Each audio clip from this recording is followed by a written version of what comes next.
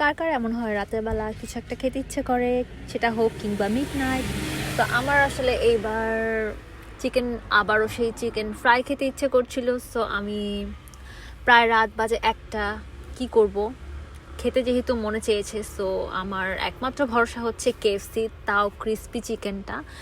আমার night out করতে খুবই ভালো লাগে, সো আমি বের হয়ে গেলাম। আমাদের বাসার কাছে যে কেএফসিটা ছিল সেটা হচ্ছে মাইল্যান্ডে, সো মাইল্যান্ডে চলে গেলাম। আর এই তো আমি গরম গরম একদম ভাজা কেএফসি খাবো, এটার লোভে আর কি না সামলাতে পেরে আমি চলে গেলাম। সো এই তো ঘুরলাম ফিরলাম, আর একটু রাতের বেলা মানুষজন দেখলাম। লন্ডনে আসলেই মনে হয় যে রাতের বেলা বেশ ভালোই মানুষজন কাজ করে, প্রায় অনেক কিছুই আসলে ওপেন থাকে, যেটা আমি পোর্টসমাউথে থাকার সময় এত বেশি একটা পেতাম না।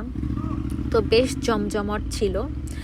আর যেহেতু ডেফিনেটলি এটা ফ্রাইডে নাইট, সো সবাই মোটামুটি অ্যাটলিস্ট কাজ বাজ শেষ করে এসে একটু নাইট আউট করলো। আর এই তো আমি চিকেন ফ্রাই আর ড্রিঙ্কস নিয়ে একটু খেতে খেতে আশেপাশে দেখতে দেখতে দেন বাসার উদ্দেশ্যে রওনা দিলাম। তো এই তো ছিল, আসলে কাজের ফাঁকে ফাঁকে মাঝে মাঝে একটু নাইট আউটও করতে হয়, লাইফটা তো এমনই, তাই না? সো একটু ঘুরে ফিরে আরাম আয়েশ করে এভাবেই আলহামদুলিল্লাহ বলে জীবনটাকে উপভোগ করতে হবে।